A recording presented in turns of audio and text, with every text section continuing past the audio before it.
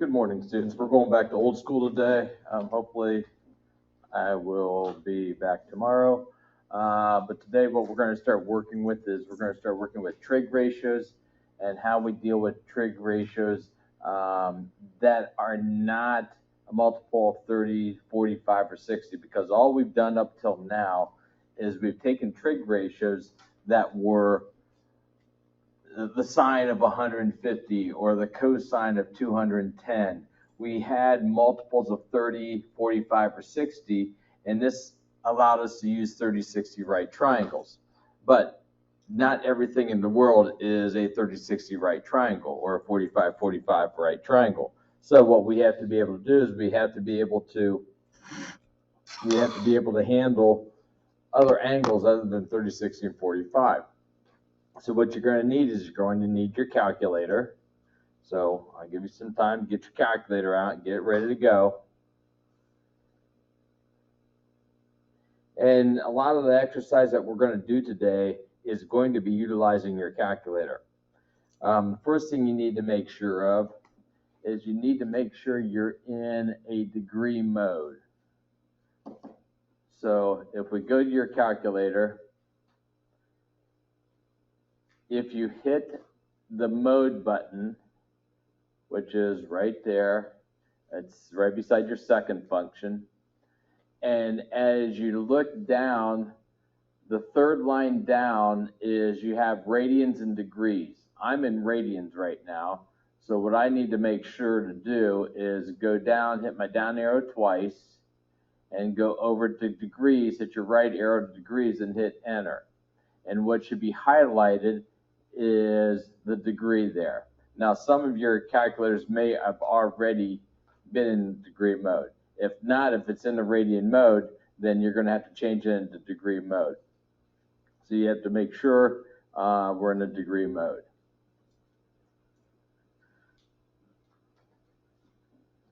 All right, going back to our trig ratios. The sine of 13 degrees, and this is as easy as it looks right now. The sine of 13 degrees, all you have to do is you have to clicky-clack in your calculator, the sine of 13 degrees. So I'm going to type in, I'm going to quit out of that. Quit, there we go. I'm going to type in the sine of 13 degrees. I always close my parenthesis out because it's just who I am. I just always close it out because sometimes there's multiple things that are going to be there. So go ahead and close it out, and you can hit your enter button. And what you come down to is you come down to a very large decimal. This is an irrational number. It's a non-terminating, non-repeating decimal. Now the question is, how many decimal places do I use? Well, what I like to do typically with my trig values is I'd like to typically go out and round to the fourth decimal place, which is 0.22495. So I round to the 49. I round, the 5 tells me to round up, so I go to 0.2250. So my solution here is 0.2250. And once again, this is going to be a lot of calculator clicky-clacking through your calculator exercise today. Okay, now the next one is the tangent of 39 degrees, 13 minutes. Well, if I look at the 13 minutes, how do I deal with the 13 minutes? Because most of our calculators are not set up in minutes, but it is once again a very valid way of expressing a part of a part of a degree. But the key to that is it is a part of a degree. If we go back to our old school mathematics and elementary mathematics, when we start looking at fractions, when we looked at a fraction,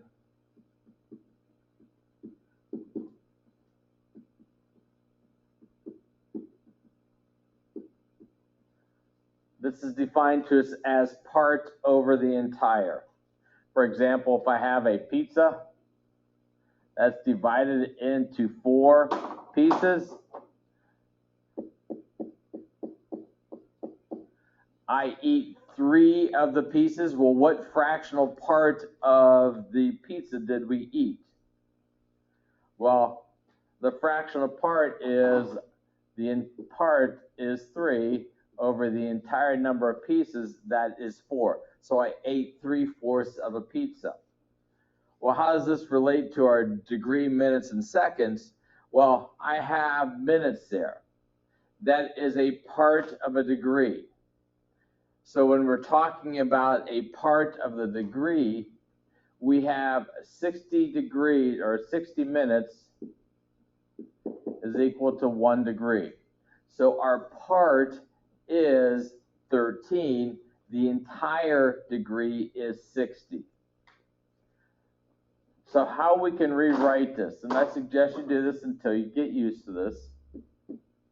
We have the tangent, parenthesis, of 39 plus the fractional part, which is 13 over 60.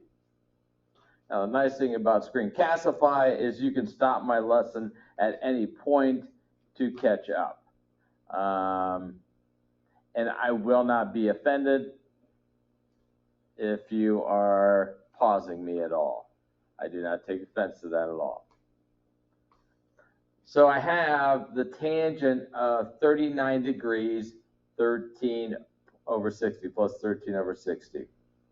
And this is how we deal with a fractional part. Now the question is, how do I deal with that in my calculator? Well, this is what's nice about the calculator and those parentheses. I can type in, I can hit my tangent button. I have 13 plus 39 plus 13 divided by 60. But I want to make sure I close my parenthesis out. Because if I don't close my parenthesis out, what's probably going to happen is I'm going to take the tangent of 39 and then add in just a fraction of 13 over 60.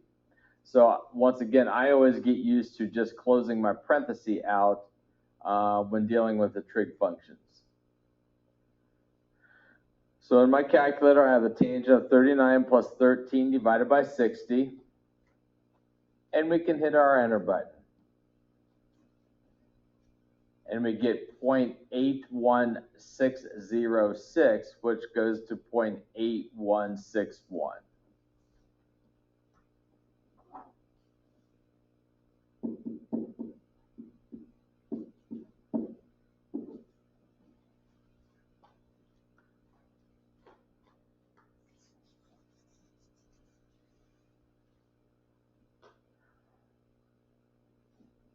Next one, the secant of 59.2 degrees. And once again, I suggest you write all this stuff out as we go through this. I know you sit there and you look at that and you go, oh, that's pretty easy to deal with. I don't need to write that down, or I can start taking shortcuts. The key is to make sure that you write out steps, because there's certain things that are going to be a little bit more complicated. And if you, once again, write out what you're doing, it's going to make it a lot easier. For example, we have a secant of 59.2 degrees. Well, if I take a look at my calculator, I have my sine button, my cosine button, and I have my tangent button. That's all we have on our calculator. We don't have a secant button. So how do we find the secant of 59.2 degrees?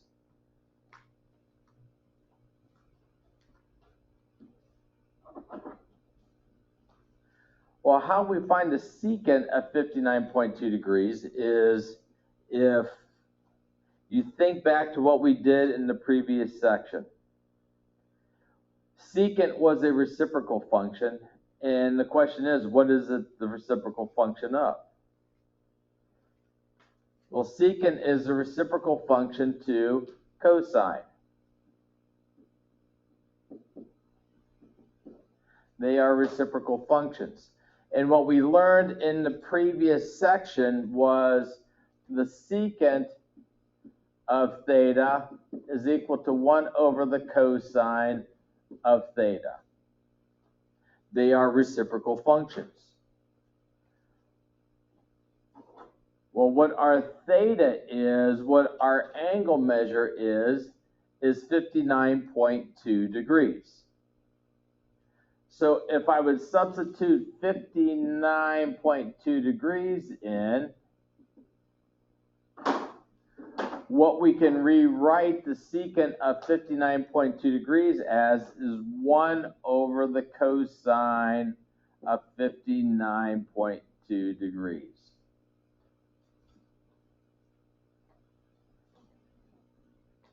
Which we can now clickety-clack into our calculator.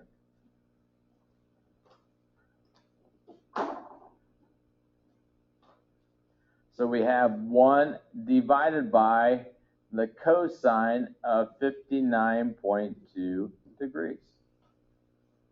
And this is the secant of 59.2 degrees. And I can hit enter. I get 1.9529, which is 0.9530.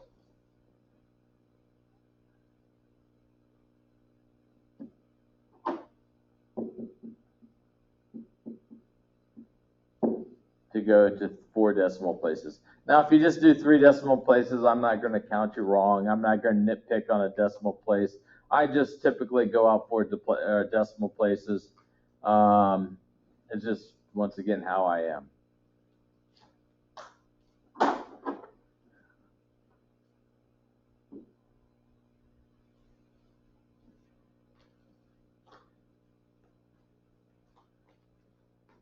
The cotangent of 71 degrees, 32 minutes. So now this is the combination of both of the previous 2 problems.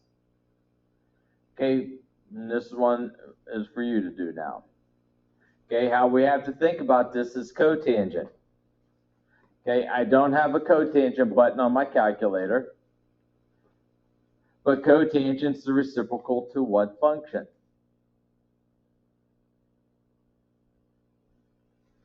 Okay, so we're going to write it as the reciprocal 1 over the tangent. Now 71 degrees, 32 minutes. Well, once again, we have to think back, how do we deal with minutes? So if we take a look at what we did up top here, we have the tangent of 39 degrees, 13 minutes. We want 39 plus 13 over 60. So now we have 71 degrees, 32 minutes. So rewrite it, just like we did up here with the tangent of 39 degrees, 13 minutes. So rewrite it.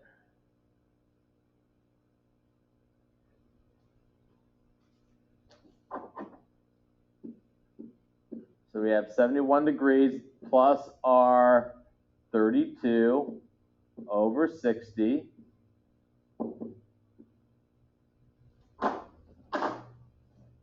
And this we can clickety-clack into our calculator. So we have 1 divided by the tangent. Make sure you have your parentheses there. 71 plus 32 divided by 60.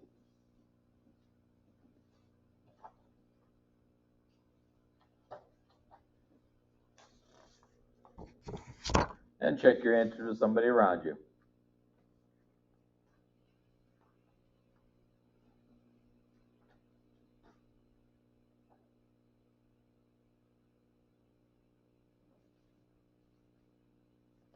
And once again, we have 1 divided by the tangent of 71 plus 32 divided by 60. Close your parenthesis out, and within the parenthesis there, the calculator will follow your orders of operations. So we should get 0.3339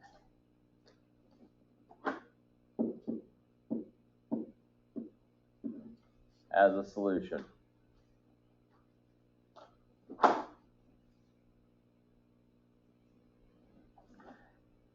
Inverse trig values. When you deal with the inverse trig values,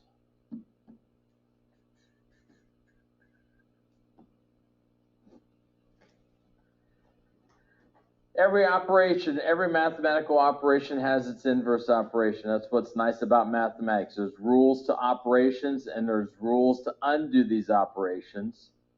Okay? When you talk about an inverse trig value, this undoes the trig function of an angle. It undoes the trig function for an angle. It solves for an angle. So it has two things here that you're able to do. It undoes the trig function of an angle. It solves for the angle. Once again, everything in mathematics has an inverse function. It undoes. If I add something, if I add 5, I could subtract 5. That undoes the addition of 5. Okay, that's the inverse operation. If I multiplied by 10, the inverse operation to multiplying by 10, I can divide by 10. It undoes the multiplication by 10. If I square something, I can square root it. So there's mathematical ways of doing the process and then also undoing a process.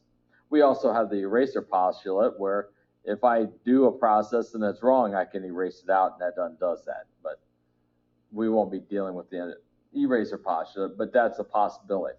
So when you're dealing with an inverse trig value, it undoes the trig function of an angle. It solves for an angle.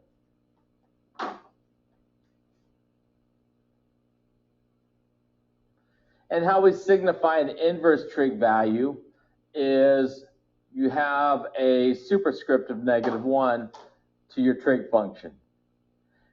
This is the inverse trig function. And once again, as we are solving this, when we do this, we solve for an angle. Now, the inverse trig functions on your calculator appear as the second function to the trig functions. So if I clickety clack through, I have my second and cosine of 0.432. Once again, I always close my parenthesis out and then enter. And I get 64.4 degrees. Now with angles, if you just round to the nearest tenth, that is fine. What we are asking here is what's an angle whose trig function, whose cosine is 0.432? And that angle is 64.4 degrees. Go ahead and do the inverse tangent of 1.32. Check your answers with somebody around you.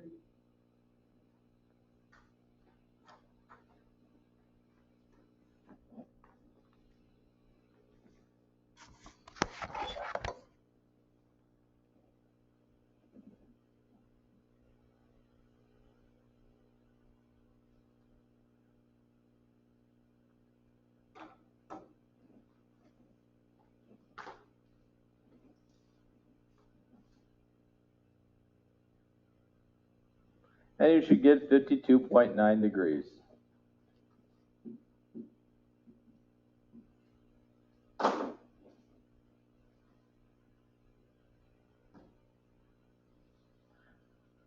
Well, let's go to the next step here. I have the sine of theta is equal to 0.857, and let's solve this equation. Well, I have the sine of theta is 0.857. It is connected to theta. I want to solve for theta. I want to get theta all by itself. Well, if we had the equation 2x is equal to 10, we could solve this equation by dividing both sides by 2. By 2, x is equal to 5. If we had x plus 2 is equal to 10, we could solve this equation by subtracting 2, subtracting 2. X is equal to 8. Once again, these are opposite operations or inverse operations. If we had x squared is equal to a value of 9, we could solve that by taking the square root of both sides. So x would equal plus or minus 3. Once again, they are inverse operations. They are undoing the operation. Well, now we have a sine of theta. And what we are trying to do in each one of these situations over here is we are trying to get x by itself. We want to solve for x, get x by itself. Well, I want to solve for theta here, which means I want to get theta all by itself. The question we have to ask ourselves is, how do I get rid of the sine? Well, the natural comeback to that, the answer to that is, well, you sit there and say, well, we divide by the sine because it looks like a coefficient like the 2x.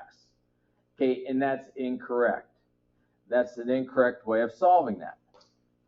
But if we think back to and refer back to what we talked about here, the inverse trig function. When I'm dealing with an inverse trig function, it undoes the trig function of an angle. It undoes it. Just like the x squared, I take the square root to undo the square. So when solving this problem, we could take the inverse sine of both sides. So theta is equal to the inverse sine of 0.857. And that we can clickety-clack to our calculator. What we're basically doing is we're solving a trig equation here. So we have the inverse sine of 0.857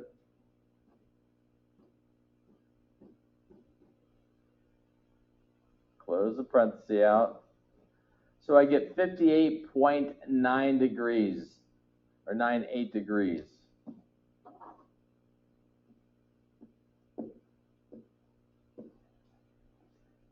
Which if I round to the nearest tenth, this is 59.0 degrees. Once again, if you showed the work that you're doing, I'm not going to nickel and dime you on a decimal place here. If you had 58.98 degrees down, I'd be fine with that. Well, the question is, how do we deal with the secant of theta is equal to 1.75? Because once again, I don't have an inverse secant button on my calculator. So how do we deal with that? Well, we can take the inverse secant, but I can't solve it. So what's our method of madness? And this is where it's important that you write out the steps. As we talked about on the front side, the secant is the reciprocal function to cosine.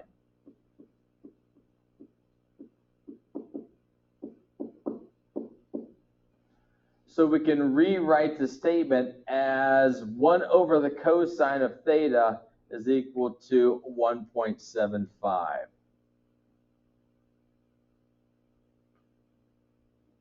Because they're reciprocal functions.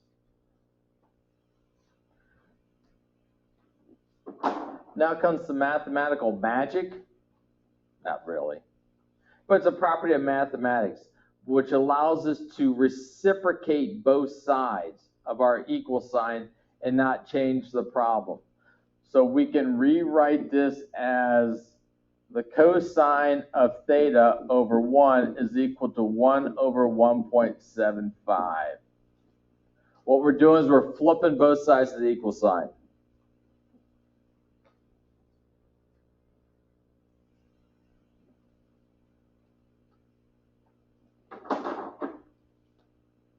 This cosine theta over 1 just tells us we have the cosine of theta is equal to 1 over 1.75.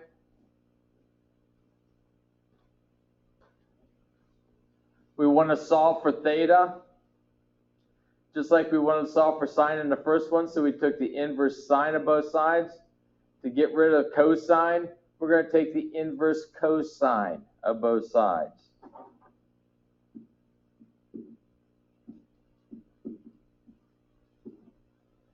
So we have the inverse cosine of 1 divided by 1.75.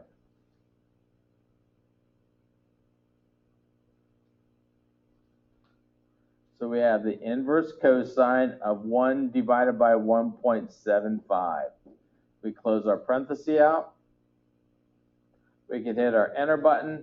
We get 55.15 degrees.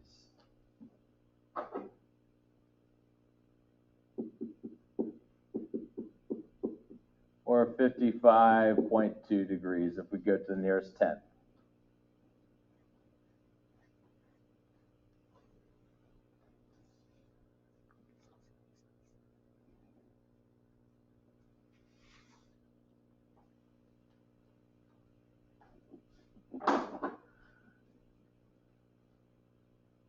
Theta is equal to inverse cosecant of 1.32. Now, you're going to have problems like this in your homework for today. And we, once again, don't have an inverse cosecant button on our calculator.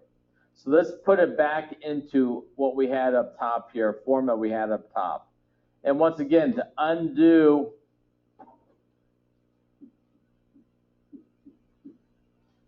we could take the opposite function, the inverse function, then do the inverse cosecant. We could just take the cosecant of both sides.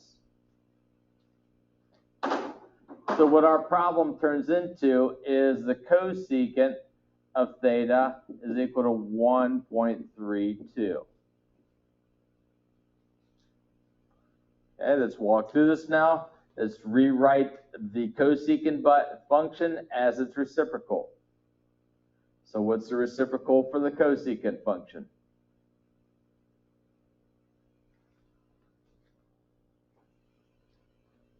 And we're going to follow these same steps up here. Cosecant, the reciprocal for cosecant is sine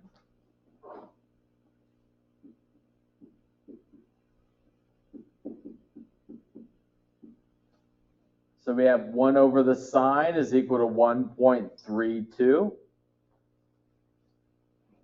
Our next step up above, we reciprocated both sides, so flip both sides. Once again, we're just mimicking what we just did up top here.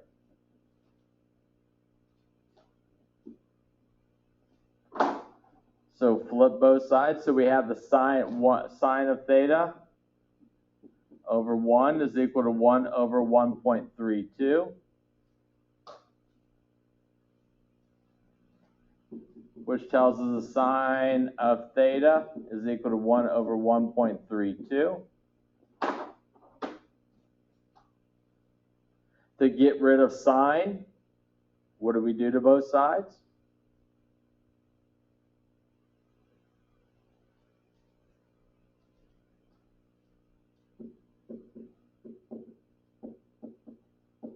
Which is the inverse sine. That will cancel out my sines here, leaving us with just theta.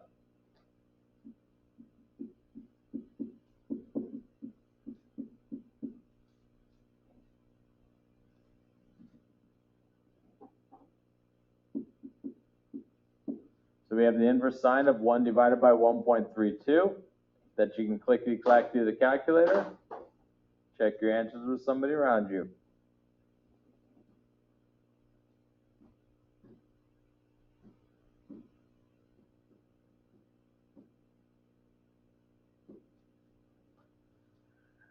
And you should get 49.25 degrees.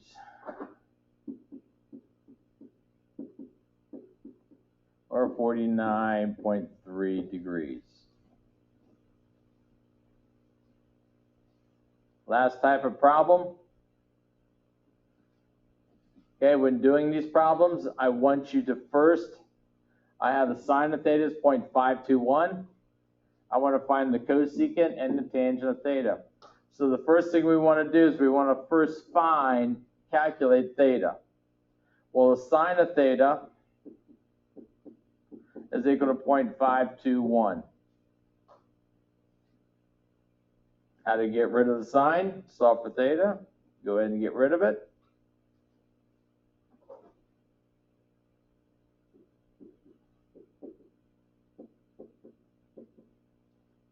We can take the inverse sine of both sides.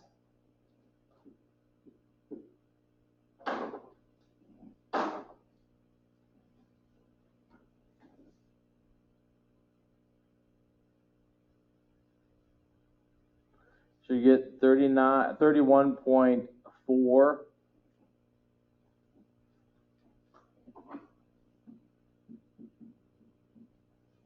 Now the question I'm asking is I want you to find the cosecant of theta. So we want to find the cosecant, 31.4, and then the tangent of 31.4 degrees. Cosecant, once again, we have to rewrite it as a reciprocal, 1 over sine of 31.4, and tangent of 31.4, we can clickety-clack through the calculator.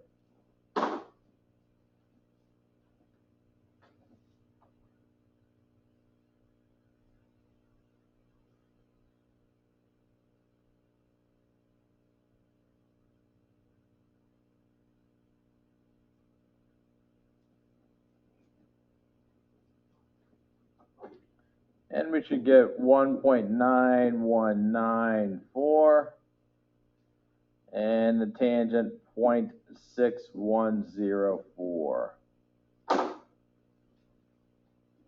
Once again, as we've talked about in everything else that we've done in this class, the first day of introducing new material is a little, it goes really fast for us. Believe me, as we go through these things, it will slow down for us and you'll be fine. You just need to make sure that you just relax as you go through it. Homework's posted, page 23, 3 to 30 multiples of 3. And that should be posted for you. Other than that, I should be back tomorrow. So if you have any questions, just try to work yourself through the problems as best as possible. Other than that, adios. Have a good day.